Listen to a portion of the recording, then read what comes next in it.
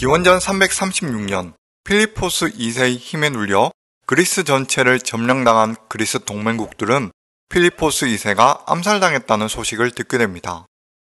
이어서 그의 아들인 알렉산더가 고작 20살의 나이로 왕위에 오르자 그리스 폴리스의 많은 국가들은 반란을 일으켰습니다. 알렉산더는 외교로 해결하자는 주변의 만류에도 불구하고 바로 마케도니아 기병을 소집하여 테살리아를 향해 진격하였습니다. 재빨리 테살리아의 주력 부대를 포위하고 흡수한 알렉산더는 전의를 상실한 여러 도시들의 항복을 받아냈습니다. 알렉산더는 아버지 필리포스 2세의 뜻을 이어받아 오랜 세월 동안 자신들과 그리스 지역을 호시탐탐 노려오던 페르시아 제국에 대한 정벌 계획을 세웠습니다. 1년 후 기원전 335년 아시아로 건너가려 했을 때 트라키아 쪽에서 봉기가 일어났다는 소식을 들은 알렉산더는 우선 북쪽 국경에 대한 방비를 갖추고자 했습니다. 알렉산더가 이끄는 마케도니아군은 트리발리군과 게테족을 비롯하여 일리리아의 왕 클레이투스와 타올란티의 글라키아스 왕으로 구성된 연합군에게도 차례차례 승리를 거두며 북쪽 지역을 정리했습니다. 알렉산더가 북쪽에서 원정을 치르는 동안 남쪽의 그리스 지역에서는 테베를 중심으로 그리스인들의 반란이 또다시 일어났습니다. 다른 도시들에서는 알렉산더의 군대는 연전연승을 이어간다고 반란을 주저했지만 테베는 끝까지 싸우기로 결심했던 겁니다. 하지만 테베의 저항은 알렉산더에게 상대가 되지 못했으며 테베 군대를 물리친 알렉산더는 테베를 완전히 파괴했고 테베와 가깝게 지내던 다른 보이오티아 도시들도 무참히 파괴했습니다. 테베의 몰락으로 인해 아테네는 알렉산더라는 존재에 겁을 먹게 되었고 이외 전체 그리스의 폴리스들도 일시적으로 평화 상태에 놓였습니다. 그리고 알렉산더는 안티파트로스를 섭정으로 남겨두고 원래의 계획대로 아시아 원정에 착수했습니다. 마케도니아가 페르시아 아케메네스 제국과의 전쟁을 본격적으로 준비하는 일은 2년 전인 기원전 337년 카이로네이아 전투에서 승리한 필리포스 2세 시절부터 시작되었습니다. 당시 필리포스 2세는 그리스 국가 대부분을 군사동맹에 끌어들여 그리스 동맹을 창설하여 페르시아 침공을 준비했습니다. 이때 아케메네스조 페르시아 제국은 키루스 2세에 의해 건국된 지 200년 정도 흘렀을 무렵으로 제10대 왕인 아르타크세르크세스 3세가 신하인 바고아스로부터 피살되어 위기 상황에 접어들었습니다. 과거 페르시아는 다리우스 1세 시절 때 세상에서 제일 넓다는 영토를 가지며 세력을 떨쳤습니다. 전성기 때는 그리스 페르시아 전쟁을 일으키며 그리스 폴리스들의 영토를 모두 차지할 뻔도 했었지만 페르시아의 위세도 서서히 녹슬어 가고 있었습니다. 필리포스 2세로 인해 마케도니아의 세력이 성장할 때 페르시아에서는 이집트가 제국으로부터 분리 독립하였습니다. 큰 영토를 자랑하는 페르시아 제국이었지만 소아시아 지역에 대규모의 병력을 갖추지는 못했으며 페르시아 함대 역시 당분간은 에게해로 나서기 힘든 상황이었습니다. 필리포스 2세는 이렇게 페르시아 제국이 혼란에 빠졌을 때야말로 페르시아 원정을 떠나야 되는 타이밍이라 여겼습니다. 하지만 자신 또한 아직 그리스 지역을 완전히 장악하지 못했기 때문에 전체 병력 중 일부를 정찰 삼아 파견을 보냈습니다.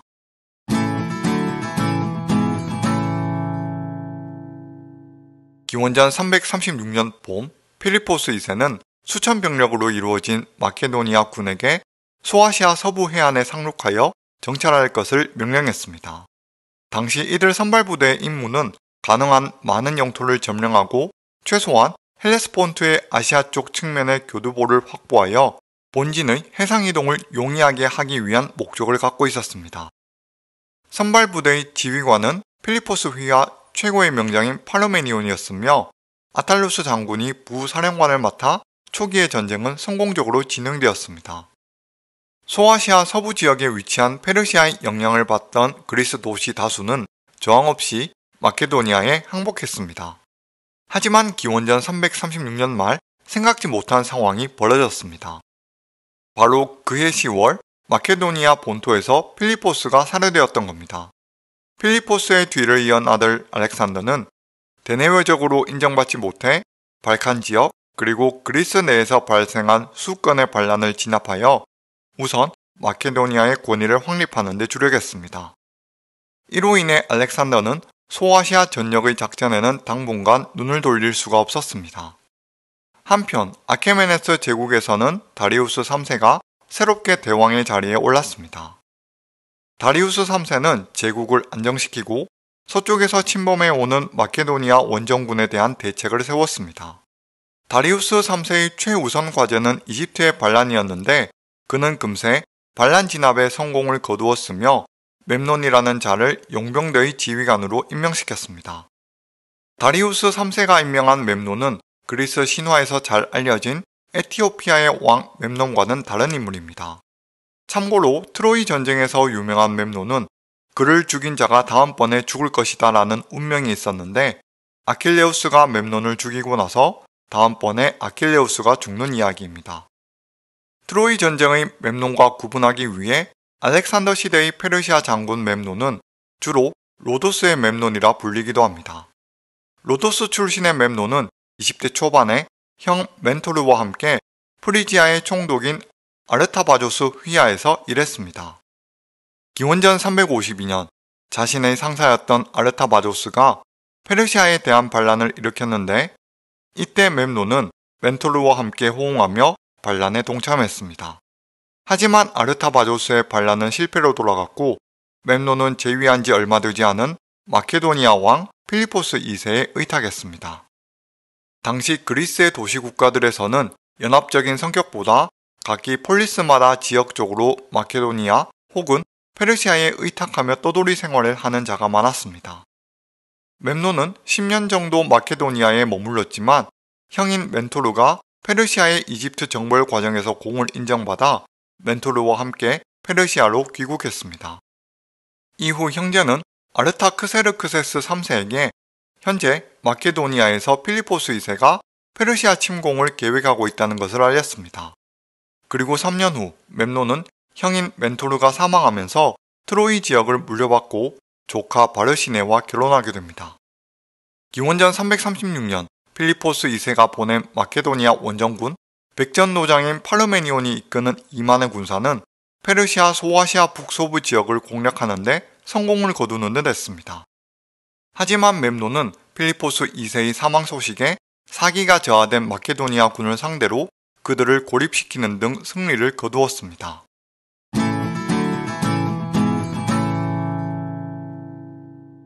멤논은 군사적으로 유능하고 병사들에게 인기가 많았으나 순수 페르시아인이 아닌 그리스인 출신으로 인해 다른 페르시아 장군들에게는 배척을 받았습니다. 아울러 예전에 형인 멘토르와 함께 페르시아에 대한 반란을 일으킨 전적이 있었기 때문에 페르시아 권력자들은 더욱이 멤논을 신뢰하지 못했습니다. 그럼에도 불구하고 필리포스 2세의 사후 알렉산더가 반대 세력을 정리하는 동안 기원전 335년 말경에는 멤논의 활약으로 인해 다수의 그리스 도시들이 페르시아의 수중에 들어갔습니다. 이윽고 기원전 334년 필리포스 2세의 페르시아 침공 계획을 이어받게 된 알렉산더의 군대는 마케도니아와 여러 그리스 도시 국가들, 용병들에게서 약 48,000명의 병사, 6,000명의 기병, 38,000명에 이르는 사병들이 승선한 12척의 함대를 이끌고 헬레스폰트를 건너갔습니다. 알렉산더는 아시아의 땅에 창을 던지고 신이 주신 선물로 아시아를 받아들이겠다고 선언하며 페르시아 제국을 정복하겠다는 의도를 표명했습니다. 알렉산더의 병력은 출발한 지 20일 뒤 세스투스에 안착했습니다. 알렉산더는 헬레스폰트 횡단을 위해 군을 양분하였는데 본지는 세스투스에서 소아시아의 아비두스로 이동하였으며 알렉산더 본인은 엘라에우스를 출항하여 시게움 곳에 상륙했습니다. 일리움을 거친 알렉산더 부대는 아리스바, 페르코테, 람프사쿠스, 콜로나이 및 헤르모투스를 차례로 통과했습니다. 페르시아의 다리우스 3세는 마케도니아의 에송이 왕 20대 초반에 알렉산더가 진군한다는 소식에 아직 세상 물정 모르는 어린 지도자라 여기며 심각한 위협을 느끼지 않았습니다. 다리우스 3세는 알렉산더 군대의 기동 경로 정도만 파악 후 소아시아 지역의 방어를 각 지역의 총독들에게 일임했습니다. 페르시아의 총독 및 지휘부는 젤레리아 부근에 주둔하고 있던 중 알렉산더의 상륙 소식을 듣게 됩니다.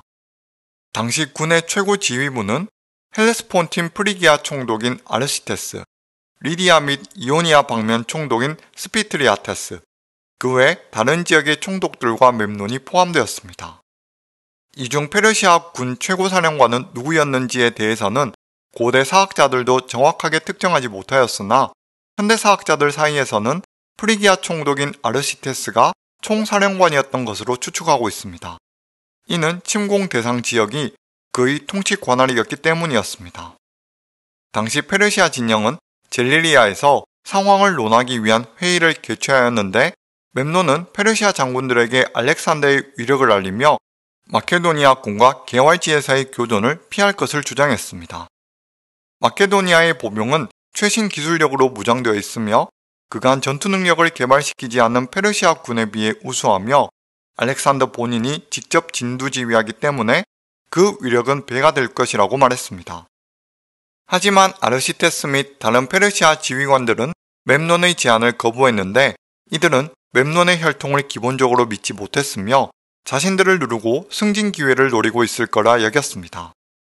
오늘은 알렉산더 대왕 시리즈 8번째 시간으로 마케도니아 군을 상대로 수차례의 승리를 거두었던 멤논 장군과 페르시아 지역을 침공하기 시작한 알렉산더에 대해 정리해보았습니다.